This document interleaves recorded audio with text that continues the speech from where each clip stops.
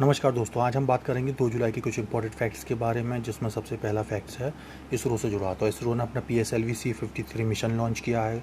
चलिए देखते हैं इसके बारे में कुछ जानकारी। कहाँ से लॉन्च किया? आंध्र प्रदेश के श्रीहरिकोटा से।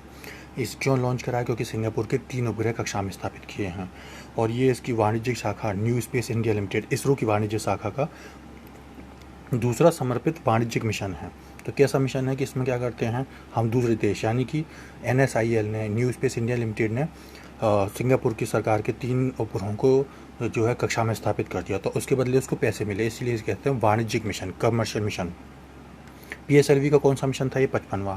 कौन से उपग्रह के नाम क्या थे? DSEO, न्यूसार और स्कूप 1। NSIL एक सरकारी कंपनी है और ये इसरो की वाणिज्यिक शाखा के रूप में कार्य करता है। मुख्यालय बेंगलुरु में 2019 में स्थापना हुई थी और अब अंतरिक्ष विभाग के रूप में प्रशासनिक केंद्र में कार्य कर रहा है। दूसरा जुड़ा हुआ है राजस्थान में यूरेनियम की खोज के बारे में। तो राजस्थान की सीकरी जिला है, उसके अंदर एक खंडेला तहसील है, उसमें यूरेनियम के विशाल भंडार पाए गए हैं। अभी तक केवल 2 ही जगह पाए गए थे इंडिया में, आंध्र प्रदेश और झारखंड में। अब ये तीसरा राज्य बन गया है। और पूरी दुनिया में यूरेनियम के सबसे बड़े उत्पादक में कौन है? पहले पे है कजाकिस्तान, दूसरे पे है कनाडा, तीसरे पे है ऑस्ट्रेलिया। और इसका प्रतीक क्या है? U। और परमाणु क्रमांक क्या है? 92। और यूरेनियम से क्या क्या उपयोग किए जाते हैं इसका? विद्युत पैदा करने में, परमाणु ऊर्जा में, रक्षा उपकरण में, दवाओं और फोटोग्राफी में। 2 समस्थानिक है इसके, 238 और 235। अगला टॉपिक देखते हैं, वो है जुड़ा है हर्मिट स्पाईवेयर के बारे में। तो स्पाईवेयर क्या होता है? ये भी एक तरह का सॉफ्टवेयर होता है, लेकिन ये तुम्हारे ऊपर, स्पाई का मतलब होता है जासूस। तो ये किसी भी फ़ोन में घुसकर उसकी जासूसी करता है, उसकी चीज़ें बाहर भेजने लगता है, डिटेल्स।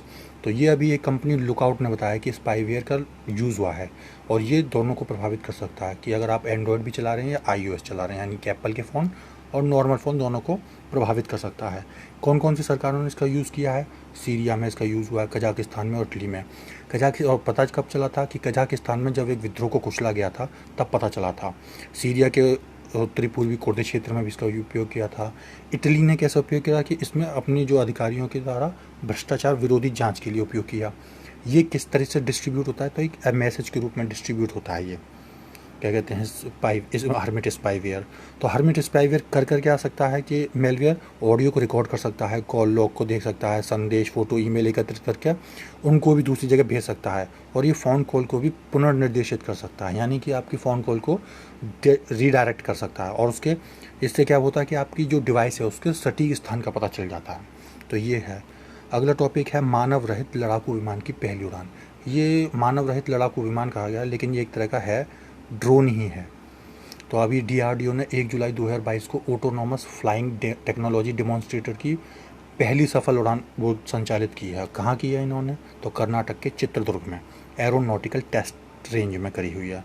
तो ये कैसा है? मानव रहित कॉम्बैट एरियल व्हीकल है, UCAV। और ये से किस पे इस पे बेस्ड है? ये stealth wing flight test bed में। और ये इसमें यह कार्यक्रम भारत का है। इसमें 5वीं पीढ़ी के stealth fighter, advance medium combat aircraft जो है विकसित किए जाएंगे। और ये क्या है कि विमान ने एक संपूर्ण उड़ान का प्रदर्शन किया, जिसमें take off, way point navigation, आसान टचडाउन भी शामिल है। ये किससे संचालित है? ये है टर्बोफैन इंजन के द्वारा। और ये आत्मनिर्भर भारत की दिशा में क्या कहते हैं, पूरी तरह से एक महत्वपूर्ण कदम है, क्योंकि पूरा का पूरा विमान या फिर ड्रोन भारत में बनाया गया है। चलिए देखते हैं, ये है वो विमान जिसकी बात अभी हो रही थी। तो इसे पूरी तरह से भारत में तैयार किया गया। एक तरह का ड्रोन है जो अपने आप ही ऑटोमेटिक रूप से काम कर सकता है। तो ये आज के टॉपिक। Thank you.